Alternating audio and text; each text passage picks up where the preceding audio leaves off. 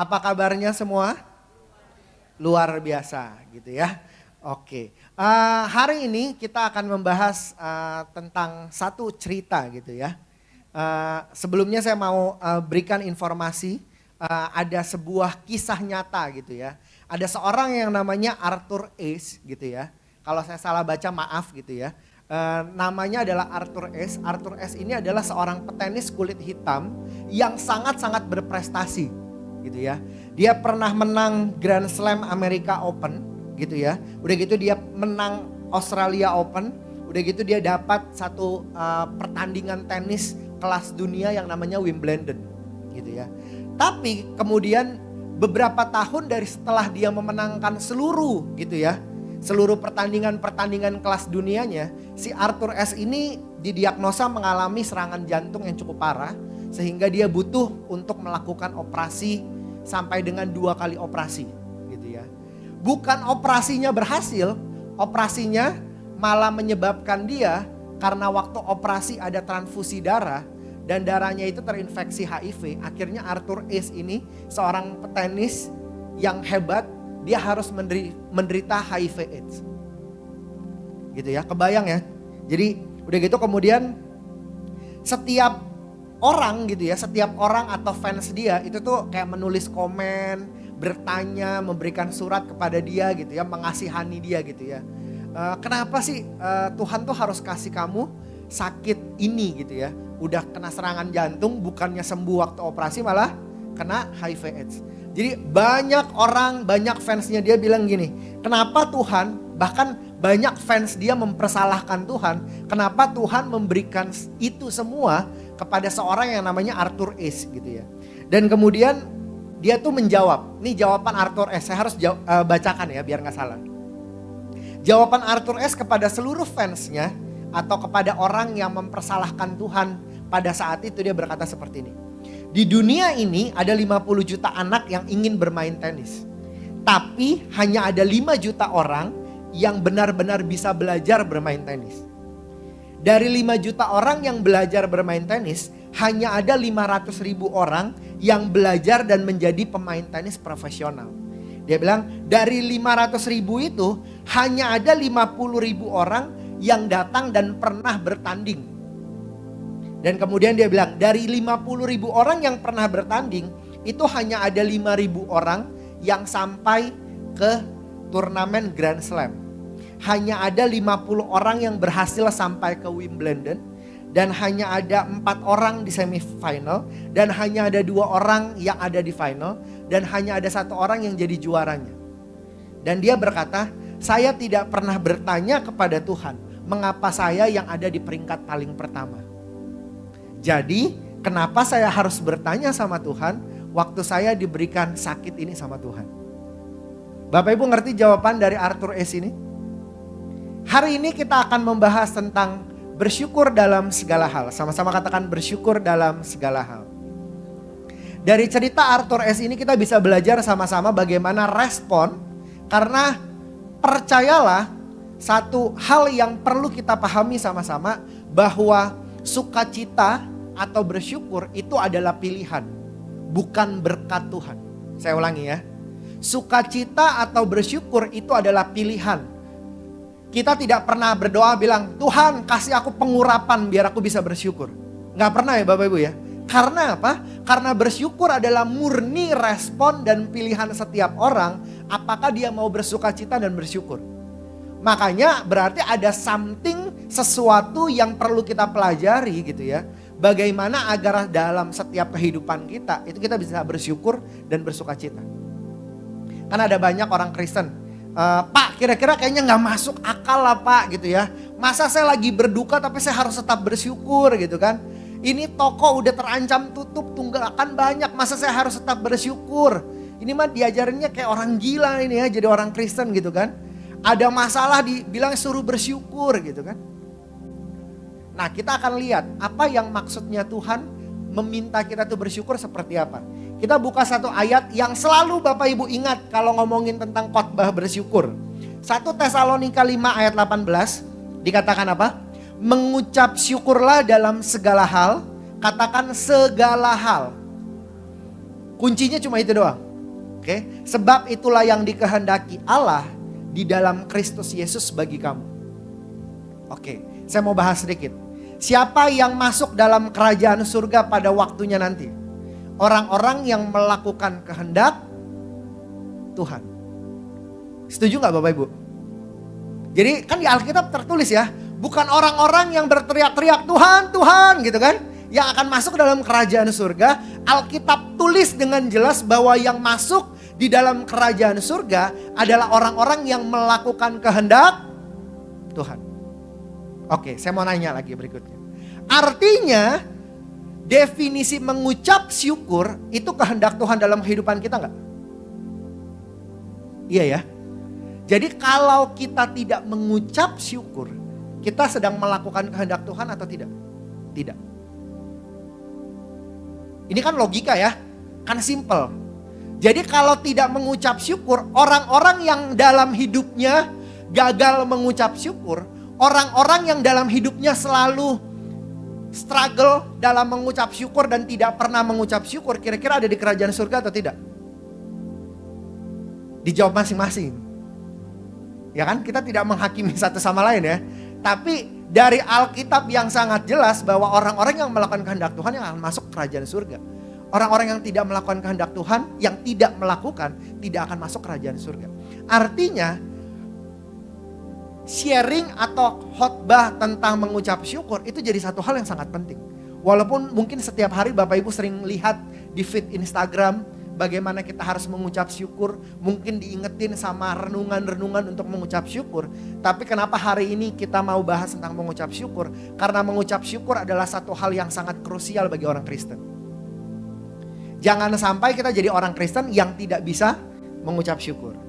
Yang mau belajar hari ini katakan Nah, kira-kira Bapak Ibu, apa sih penyebab orang tuh sulit mengucap syukur?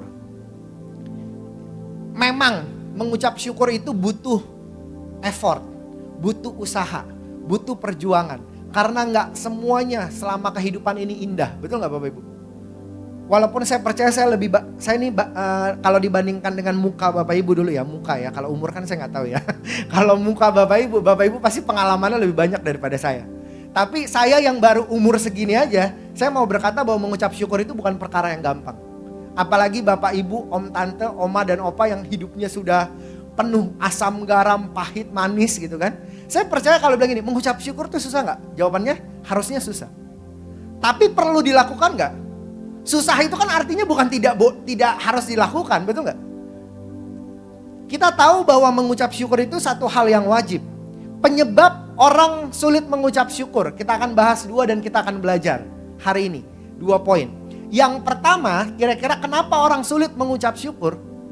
Karena sering membanding-bandingkan diri dengan orang lain atau hal lain. Setuju gak Bapak Ibu? Ini nih kayak akar masalahnya dulu gitu ya. Orang suka tidak mengucap syukur itu karena sering membanding-bandingkan. Apapun dibanding-bandingin. Buka Facebook, buka Instagram, buka sosial media, ngelihat segala sesuatu yang lebih indah, lebih baik. Udah gitu dibanding-bandingin. Ya. Dia nih baru ganti handphone, dia baru ganti ini, dia pergi jalan-jalan, dia ini. Udah gitu kalau yang bapak-bapak ngeliatin nih teman-temannya reunian, dia istrinya lebih cantik gitu kan. Kok istri gue udah mulai agak sedikit expired gitu kan. Kok yang ini yang begini, ini begini gitu ya. Yang anak-anak muda, dia nikahannya jauh lebih keren, lebih bagus. Nikahan gue harus lebih bagus daripada dia, betul gak? Mungkin ada yang bapak-bapak, ibu-ibu ngeliatin Instagram teman-temannya. Dia anaknya juara 1, anak gua mah gak juara, boro-boro juara. Dan segala macam hal banyak yang membuat kita sulit untuk mengucap syukur. Itu karena cuma kita membanding-bandingkan diri dengan orang lain. Bukan karena standar kita itu jelek ya. Bukan apa yang kita punya itu jelek. Bukan karena apa yang kita lakukan itu tidak berprestasi, biasanya bukan itu. Tapi karena sering kali kita banding-bandingkan dengan orang lain.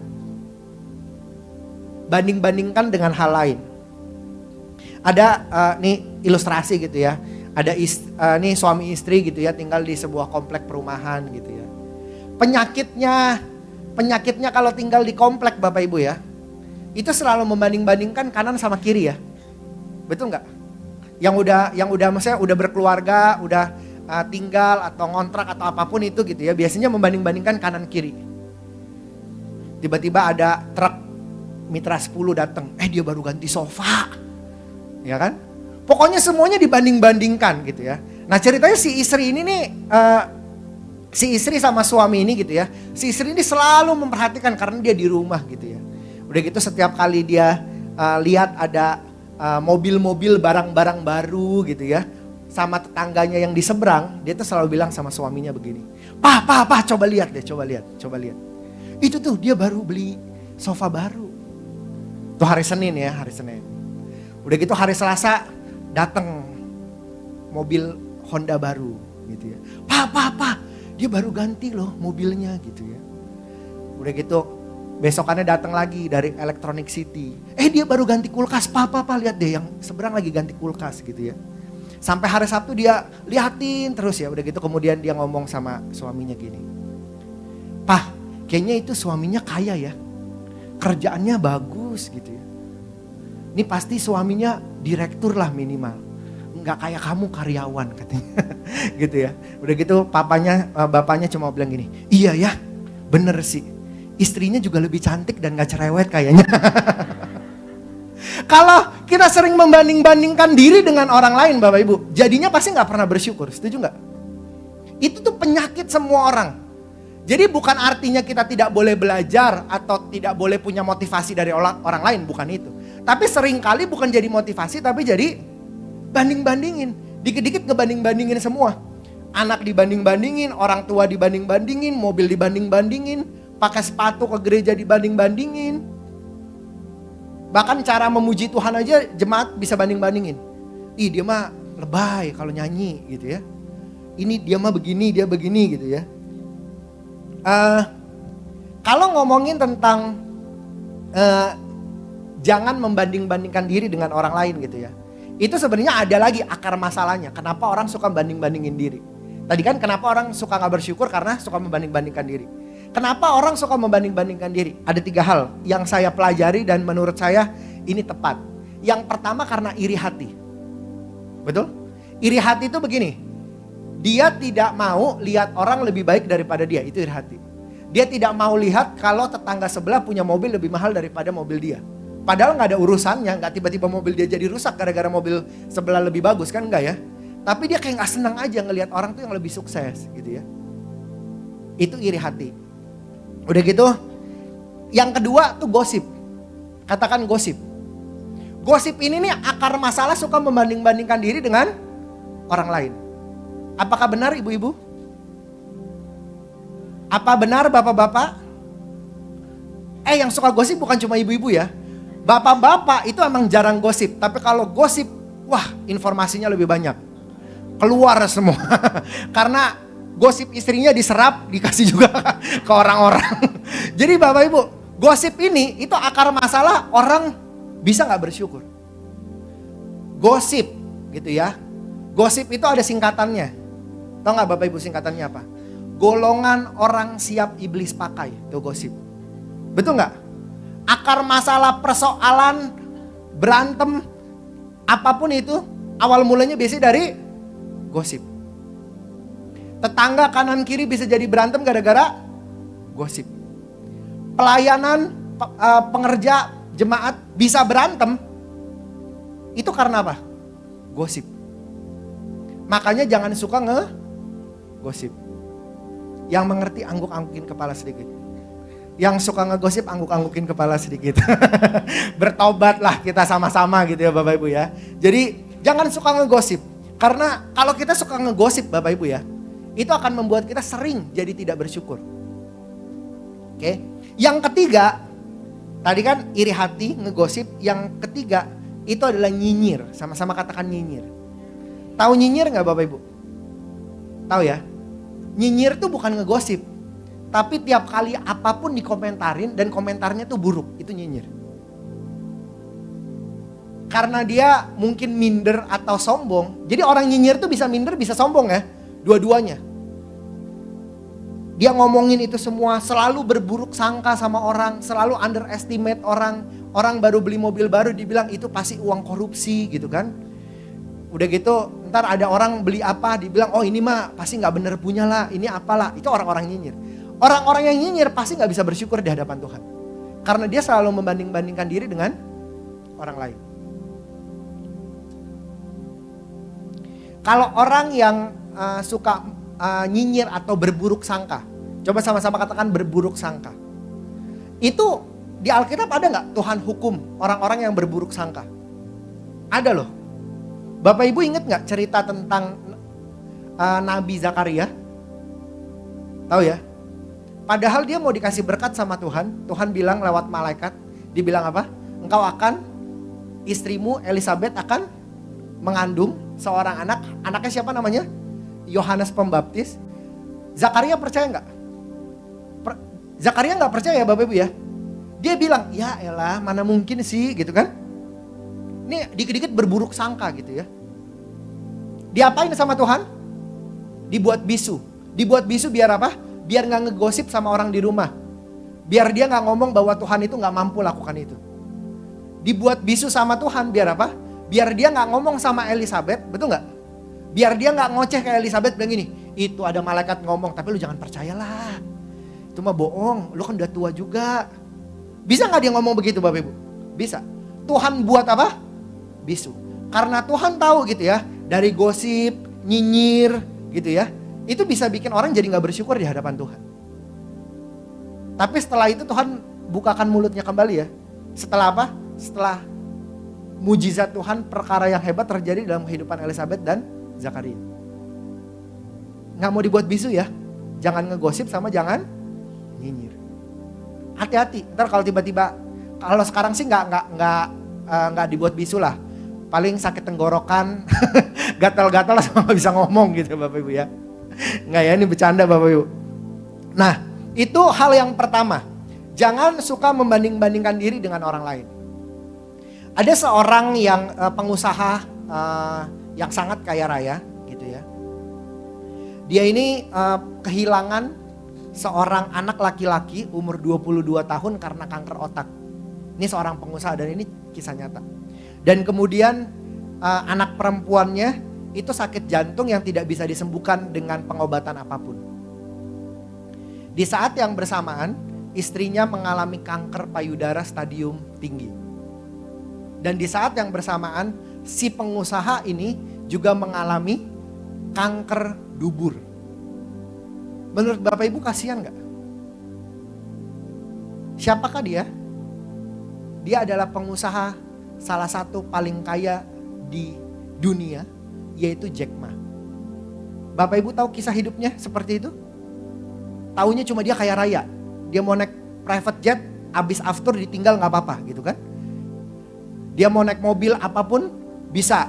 Abis bensin gak usah diisi, ganti mobil. Seringkali kita membanding-bandingkan sama orang lain, tapi kita gak tahu di balik orang lain itu seperti apa, betul gak? Bapak Ibu cuma bisa lihat, oh mobil tetangga lebih bagus daripada kita. Kita gak sering bersyukur, dia nyicil 5 tahun kita udah lunas, betul gak?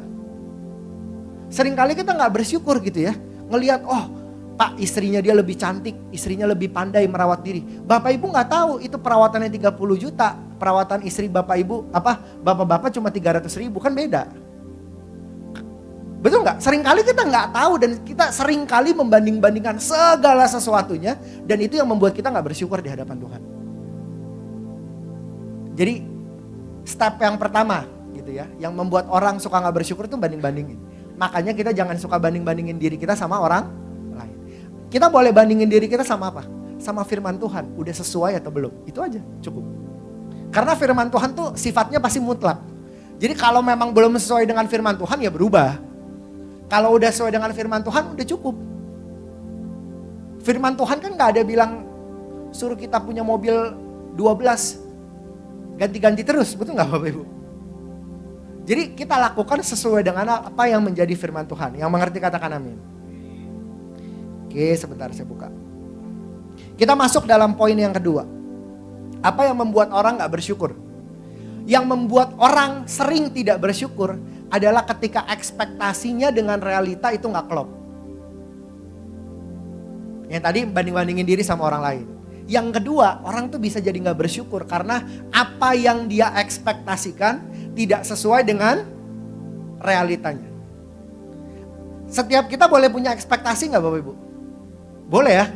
Kan kalau nggak punya ekspektasi kayak nggak punya tujuan hidup gitu ya. Kan boleh punya ekspektasi. Tapi sering kali waktu ekspektasi itu tidak sesuai dengan realita, kita kecewa dan menyalahkan Tuhan. Itu kan yang bahaya, betul nggak Bapak Ibu? Bikin goals, mungkin yang anak-anak muda bikin goals. Mau kuliah di Australia gitu ya. Udah berdoa gitu ya. Tiba-tiba ekspektasinya tidak sesuai dengan harapan. Kecewa gak? Kira-kira orang yang model begitu bisa bersyukur gak? Sulit bersyukur, bukan gak bisa bersyukur ya. Sulit bersyukur. Makanya kita harus meletakkan segala pengharapan kita. Katakan pengharapan. Pengharapan itu beda tipis, segaris sama ekspektasi. Kalau pengharapan itu benar-benar semuanya dikasih sama Tuhan. Apapun yang terjadi, ya biarlah Tuhan yang atur semuanya.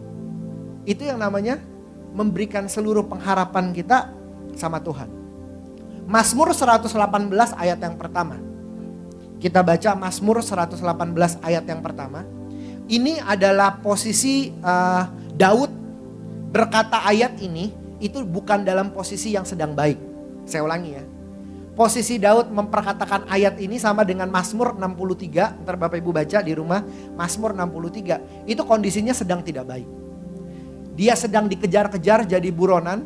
Dia harus masuk hutan, dia harus masuk gurun. Dia harus, kenapa? Karena anaknya Absalom ngejar-ngejar dia mau bunuh dia. Ingat cerita ini? Dan ini dikatakan sama Daud waktu peristiwa-peristiwa itu. Dikatakan apa? Bersyukurlah kepada Tuhan sebab ia baik. Bahwasannya untuk selama-lamanya kasih setianya. Kan kita tahu ya, ini kan ada lagunya ya.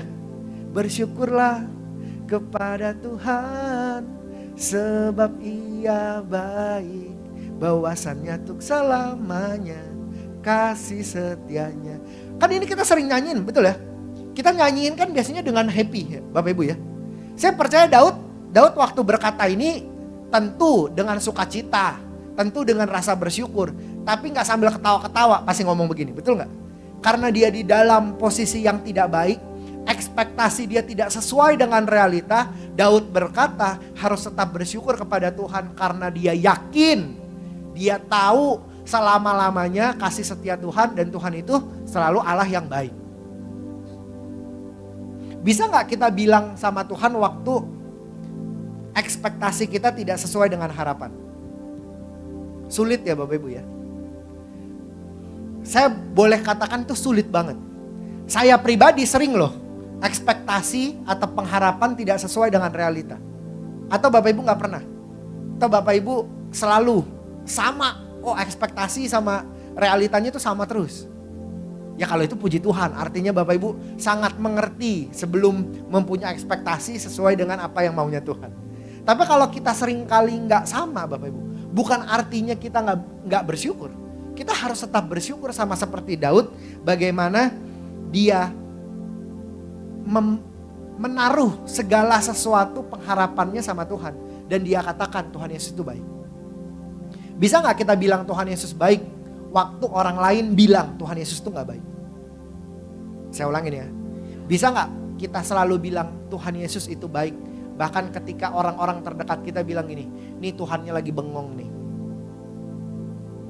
Masih bisa gak kita bilang walaupun mungkin di tengah kondisi ups and down kita, di tengah kondisi kekelaman kita tetap bisa bilang gak Tuhan Yesus itu baik? Apa yang membuat perbedaan orang Kristen dengan bukan orang Kristen? Kalau saya saat ini kasih misalkan ke Pak Bernard uang 10 juta, Pak Bernard bisa bersyukur gak? Pasti bisa bersyukur. Kalau saya kasih orang di luar sana yang bukan agama Kristen, saya kasih 10 juta, bisa bersyukur gak? Bisa bersyukur, betul gak? Apa bedanya orang Kristen sama bukan orang Kristen? Bedanya orang Kristen, definisi bersyukurnya orang Kristen itu ini. Apa? Mengucap syukurlah dalam segala hal. Jadi kalau kita gak lakukan bersyukur dalam segala hal, itu gak ada bedanya kita sama orang yang di luar sana. Karena waktu terima berkat sama-sama pasti mengucap syukur. Ya, yang bikin kita beda, yang bikin pengajaran kekristenan beda adalah apa? Mengucap syukurnya dalam segala hal. Waktu kita tidak sesuai dengan apa yang kita mau, kita tetap mengucap syukur, itu bedanya kita. Waktu kondisi mungkin orang bilang ini lagi gak bagus nih, tapi kita tetap mengucap syukur, itu bedanya orang Kristen. Jadi kalau kita bilang, oh mengucap syukurnya cuma waktu kita dapat berkat, itu gak ada beda sama yang lain. Bahkan orang yang tidak punya agama pun, itu bisa punya cara mengucap syukurnya sendiri. Kalau terima berkat. Tapi gak banyak orang yang bisa mengucap syukur di saat dia tidak menerima apa yang dia inginkan. Amin Bapak Ibu. Sampai sini bisa ngikutin? Saya boleh undang pemain keyboard dulu maju ke depan.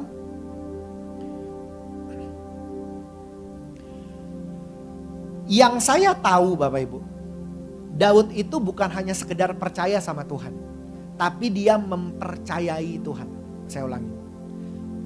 Daud bukan hanya percaya sama Tuhan, tapi dia mempercayai Tuhan. Itu yang bikin beda. Kenapa saya bilang beda antara percaya dengan mempercayai? Definisi percaya itu, semua orang itu bisa percaya kalau Tuhan itu hebat. Betul gak? Iblis itu percaya gak Tuhan Yesus itu hebat? Percaya. Semua orang tahu Tuhan Yesus hebat? Percaya? Percaya. Tapi gak banyak orang Kristen itu yang mempercayai Tuhan. Beda loh, itu beda jauh. Antara sekedar percaya sama mempercayai Tuhan. Kalau percaya itu begini. Tiba-tiba misalkan Bu Fani bilang sama saya, Pak Gama, ntar pulang pokoknya saya mau ajak Pak Gama langsung pergi jalan-jalan ke Amerika. Kalau saya percaya itu saya cuma bilang gini, oke siap tante. Itu percaya. Tahu definisi mempercayai itu apa? Waktu saya pergi ke Amerika, bukan hanya sekedar percaya, dan saya gak bawa duit sama sekali, itu saya mempercayai. Betul gak? Apakah selama ini kita cuma sekedar percaya sama Tuhan, atau mempercayai? Kalau mempercayai itu begini, ketika engkau gak ngerti sama sekali, tapi engkau tetap ikutin, itu mempercayai. Iya dong. Kita gak ngerti, kita tetap, kalau begini, contoh, ini harus dimengerti karena ini kunci untuk bagaimana kita bisa bersyukur di hadapan Tuhan. Kalau saya ajak Pak David, yuk kita pergi bareng, saya setirin. Kalau percaya itu begini, Pak David pasti percaya sama saya. Karena saya udah pernah nyetir mobil. Itu namanya percaya. Tapi kalau tiba-tiba ada anak sekolah minggu bilang, Om David, ayo pergi, saya setirin. Kalau Pak David berani, itu namanya baru mempercayai. Ketika orang ini terlihat tidak punya kapabilitas, tapi kita tetap ikut dan kita tetap ada di sana. Itu yang namanya mempercayai. Nah, level kita sama Tuhan itu hanya sekedar percaya atau mempercayai. Coba kita jawab masing-masing dalam hati kita. Oh Pak, saya mah ya tahulah Tuhan Yesus baik. Saya tahulah pokoknya Tuhan Yesus gak pernah ini gitu ya. Mungkin karena kita selalu lihat kebaikan Tuhan. Kalau bukan artinya Tuhan tidak baik. Kalau kebaikan Tuhan itu tidak terlihat sama kita, apakah kita masih bersyukur di hadapan Tuhan?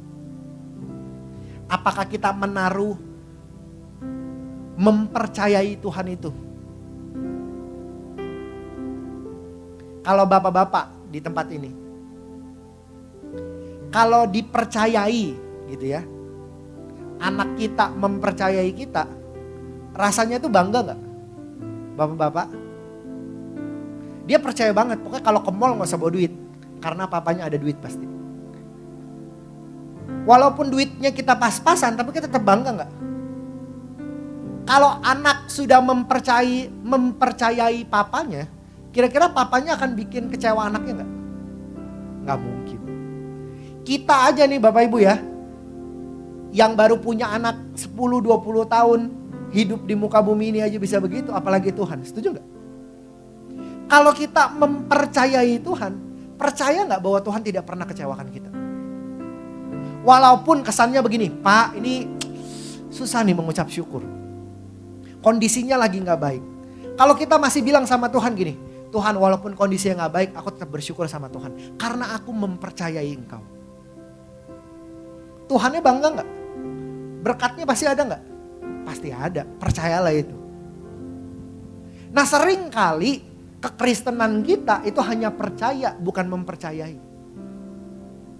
Boleh orang bilang, oh orang Kristen tuh percaya Tuhan. Yes, semua orang juga percaya sama Tuhan. Tapi apakah hari-hari ini kita mempercayai Tuhan atau enggak? Waktu mata kita sedang tertutup dan gak kelihatan apapun.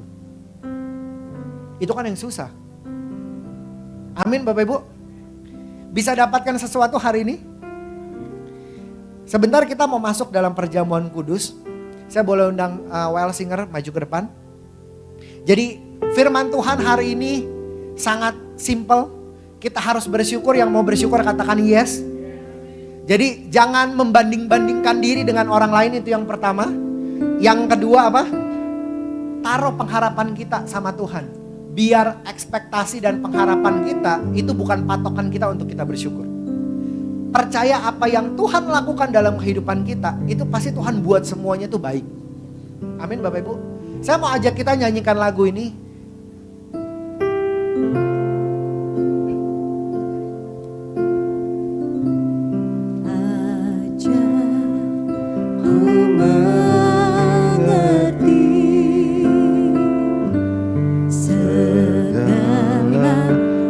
Rencanamu, ajak ku berserah hanya padamu. Pimpinlah jalanku, pimpinlah jalanku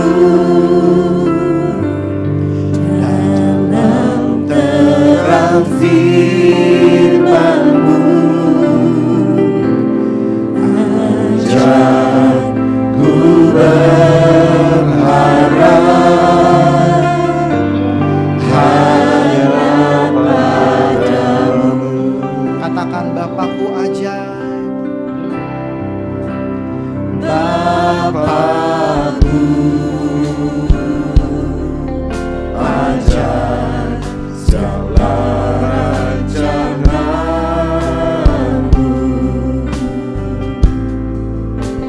Tuhanku, heran perbuatanmu,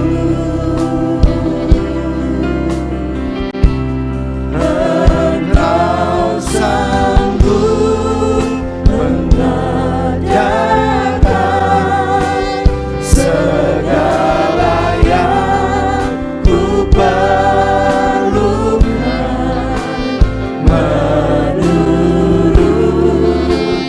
kehendak-Mu terjadilah.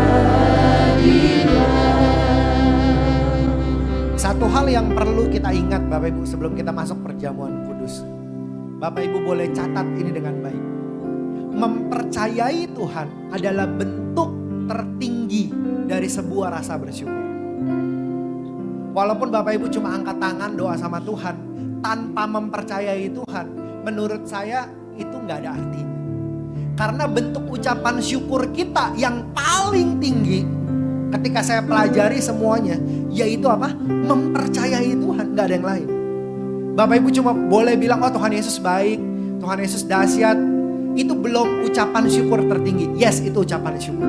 Tapi kalau kita mau kasih ucapan syukur tertinggi, itu waktu kita angkat tangan kita tinggi-tinggi di hadapan Tuhan dan kita bilang sama Tuhan, Tuhan apapun langkahnya yang ada, apapun rencana Tuhan, aku percaya sama Tuhan. Aku ikutin Tuhan. Apapun yang Tuhan lakukan, proses demi proses, segala mungkin bahkan ada persoalan demi persoalan. Tapi aku tetap percaya sama Tuhan. Walaupun gak kelihatan, walaupun temen cool aku bilang nih, amsyong lah. Tapi aku tetap percaya sama Tuhan. Itu definisi percaya dan itu adalah definisi tertinggi dari ucapan syukur. Amin Bapak Ibu. Yuk mari kita nyanyikan lagu ini. Yuk kita kasih kepercayaan kita full sama Tuhan. Yuk kita nyanyikan lagu ini dari awal. Sama-sama katakan, ajar kami ya Tuhan untuk kami bersyukur di hadapan Tuhan.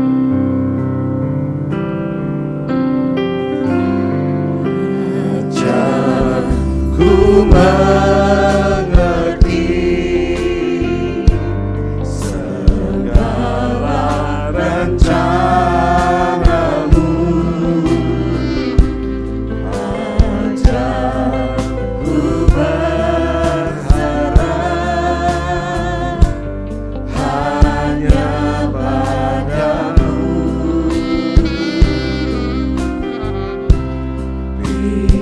Pimpinlah jalanku dalam terang firman-Mu. Ajar ku berharap hanya padamu. Yuk mari nyanyikan lagu ini dari awal. Katakan, ajarku mengerti Ku mengerti segala rencanamu ya Tuhan.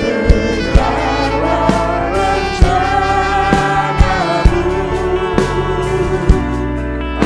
Ajar ku berserah hanya padamu. Pimpinlah jalanku. Pimpinlah jalanku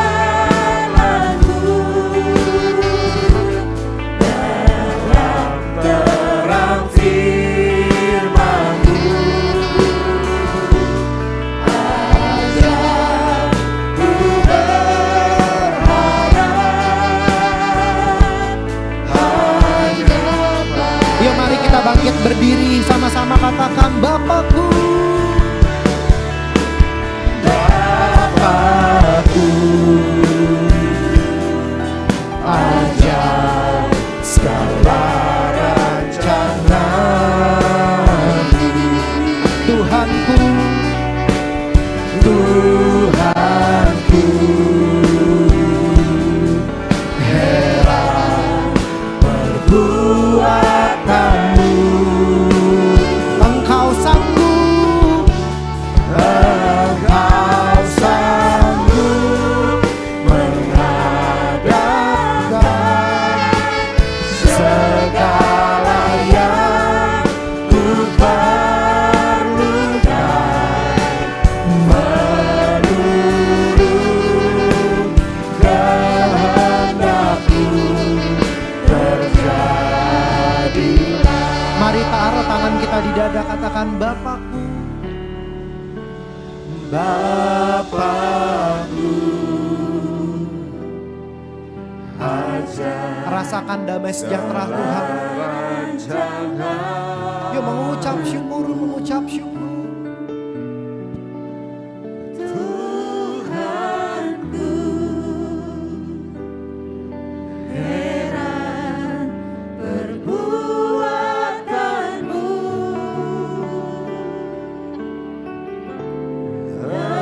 Engkau sanggup mengadakan segala yang ku perlukan, menurut kehendak-Mu terjadi. Yuk sembah dia, sembah. Yuk kita yang bisa berbahasa roh, sembah dia. Tuhan jamah, biar sebelum kita masuk dalam perjamuan kudus, mari kita kejar hadirat Tuhan, kejar hadirat Tuhan. Mari kita pribadi lepas pribadi bicara sama Tuhan, bicara sama Tuhan. Tuhan ampuni kami kalau kami suka banding-bandingkan diri kami dengan orang lain ya Tuhan. Ampuni kami kalau kami gagal dalam mengucap syukur. Kami mau bertobat hari ini ya Tuhan. Kami mau katakan kami mau mengucap syukur di hadapan Tuhan.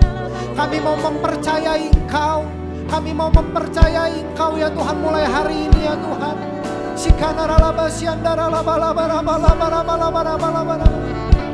Biar setiap kami ya Tuhan, Kau berikan kami kekuatan yang baru, anggur yang baru tercurah ya Tuhan.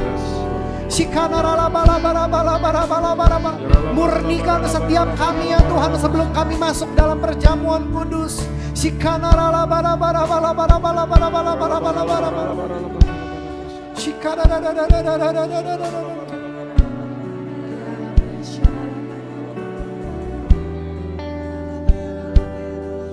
Jamah kami ya Tuhan, jamah kami. Mari Bapak Ibu kita mau masuk dalam perjamuan kudus. Yuk mari kita introspeksi diri kita saat ini. Kalau Tuhan ingatkan ada pelanggaran, ada dosa yang masih kita simpan atau kita lakukan seminggu kemarin, yuk kita minta ampun sama Tuhan. Barang siapa mengaku dosa, Ia adalah Tuhan yang setia dan adil Bapak Ibu. Yuk mari kita minta ampun sama Tuhan. Ampuni kami ya Tuhan, ampuni kami. Pakai waktu 1 menit, 2 menit ini, mari kita minta ampun sama Tuhan. Biar kita dilayakkan masuk dalam perjamuan kudus dengan cara yang benar. Ampuni kami ya Tuhan buat setiap pelanggaran kesalahan kami. Baik yang sengaja maupun yang tidak kami sengaja. Ampuni kami ya Tuhan, ampuni kami ya Tuhan. Kalau kami mungkin jadi batu sandungan bagi orang lain. Ampuni kami ya Tuhan, ampuni kami ya Tuhan. Biar layakkan kami ya Tuhan masuk dalam hidangan bersama dengan Kau ya Tuhan.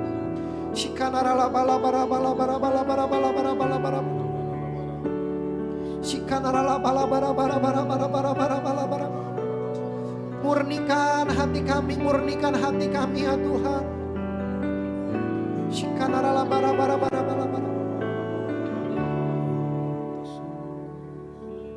Tuhan mau memberkati kita dengan perjamuan kudus ini. Mari kita persiapkan hati kita masuk dalam perjamuan kudus. Terima kasih ya Tuhan, kami mau masuk ya Tuhan perjamuan kudus ini dengan hati yang penuh dengan ucapan syukur. Mari kita siapkan roti kita. Kita angkat roti kita di tangan kanan kita tinggi di hadapan Tuhan.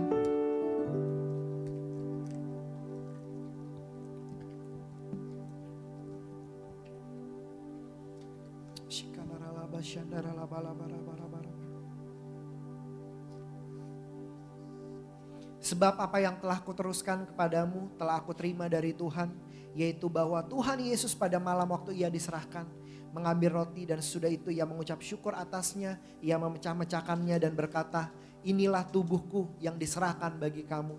Perbuatlah ini menjadi peringatan aku setiap kali kamu memakannya. Saudara-saudara yang dikasihi Tuhan, bukankah roti yang kita pecah-pecahkan ini adalah lambang persekutuan kita dengan tubuh Kristus? Mari kita makan di dalam nama Tuhan Yesus Kristus.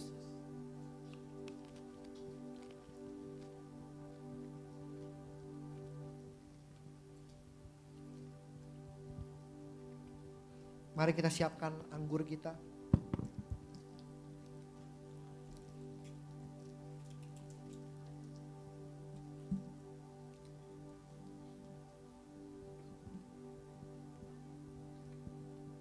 Mari kita angkat tinggi. Demikian juga Ia mengambil cawan sesudah makan lalu berkata, cawan ini adalah perjanjian baru yang dimateraikan oleh darahku.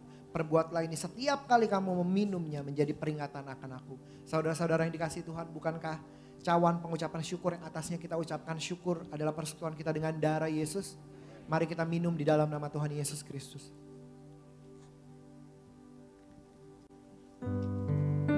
Mari kita jangan ada yang diam, kita mengucap syukur. Makasih ya Tuhan. Oh, haleluya. Kami bersyukur Tuhan, Engkau baik. Haleluya, haleluya. Engkau Allah yang ajaib Tuhan.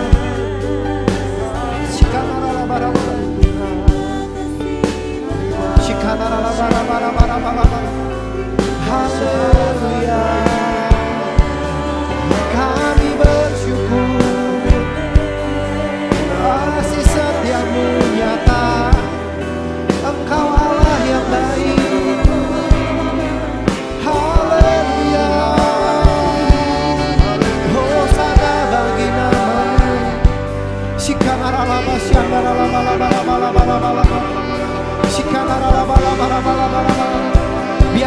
terima anggur yang baru ya Tuhan. Biar kami terima pengurapan yang baru. Biar kami terima minyak yang baru ya Tuhan. Yang sakit disembuhkan, yang berbeban berat Kau legakan ya Tuhan. Yang butuh pengharapan ya Tuhan, Kau jawab setiap doa kami ya Tuhan.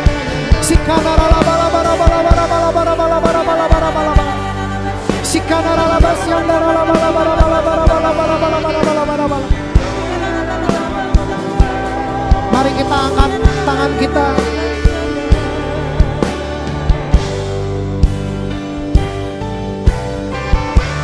Terima kasih Yesusku, terima kasih Yesusku. Puji syukur hanya bagi Tuhanku. Terima kasih Yesusku, terima kasih Yesusku. Puji syukur hanya bagi Tuhanku. Katakan terima kasih Tuhan. Terima kasih Yesusku, terima kasih Yesusku. Puji syukur hanya bagi Tuhanku.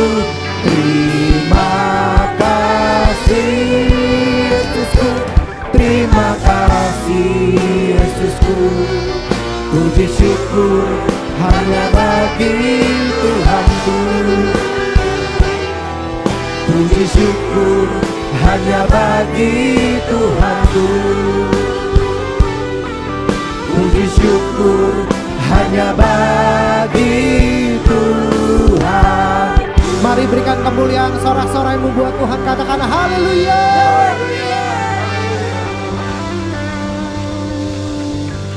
Kami bersyukur buat firman yang menguatkan, mengubahkan setiap kami.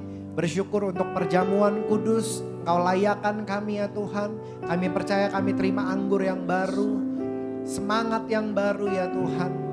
Biar waktu kami pulang dari tempat ini kami ditemukan adalah orang-orang yang mengucap syukur dan melakukan kehendak Tuhan. Amen. Terima kasih ya Tuhan, terima kasih Bapa.